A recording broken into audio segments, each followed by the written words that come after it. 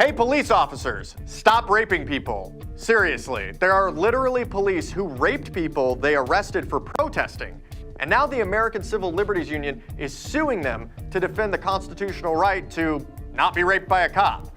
Here's what happened. Back on the day Donald Trump was inaugurated, that sad, dark day, a bunch of protesters, journalists, and legal observers were rounded up by the cops because some jackass in the crowd decided to break some windows.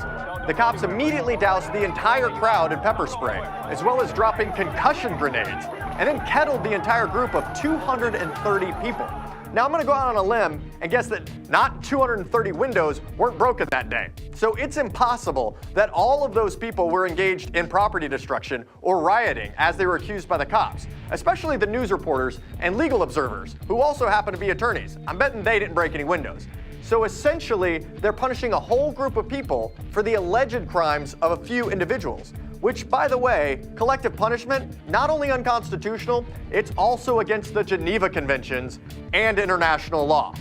Additionally, it was reported that, quote, the suit charges that an officer stuck a gloved finger into detainees' rectums about an inch deep and then wiggled it around, yanked on their testicles without warning, barked commands not to flinch or resist, and laughed about it, all the while with the other officers present as he, quote, moved down the line and then subjected 4 others to the sexually humiliating treatment.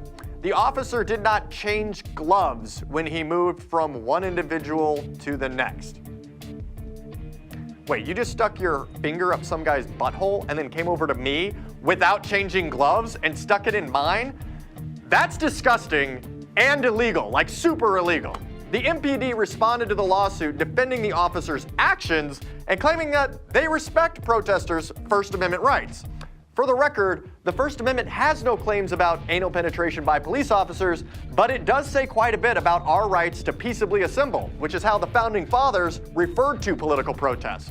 One protester who witnessed the events on Inauguration Day said this, quote, the charges on J20 arrestees are a form of political persecution. 99% of the protesters were nonviolent and obeying the law. The violent police officers shot us with rubber bullets, beat us with batons, sprayed us with mace, and detained us unlawfully. At one point, a dozen activists held up our hands and shouted, hands up, don't shoot. And then the police proceeded to point guns at us, shoot us with rubber bullets, and spray everyone with mace. Police violence against protesters and citizens must come to an end. And the police chief in charge, Peter Newsham, the only officer named in the suit, he also happens to be the guy who previously lost the city millions of dollars in mass arrest lawsuits for, guess what?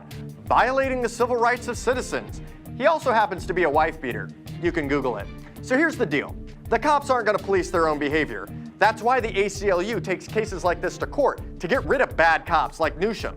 They're also not going to stop shooting innocent citizens like Philando Castile until killer cops go to jail for murder. So we need to establish nationwide rules of engagement for police officers with standard punishments for civil rights violations to put a stop to the assault on American citizens by the people who are supposed to protect and serve us.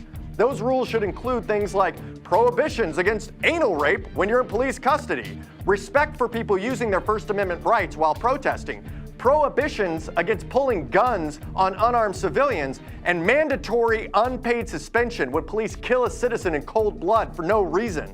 There's probably a few other things we should put in some legislation, so give us your ideas for what should be in legislation, creating national rules of engagement for police officers. Put it in the comments. We'll pass them on to some of our friends at Black Lives Matter and members of the Black Caucus in Congress. I'm Ryan Clayton. This is Content News.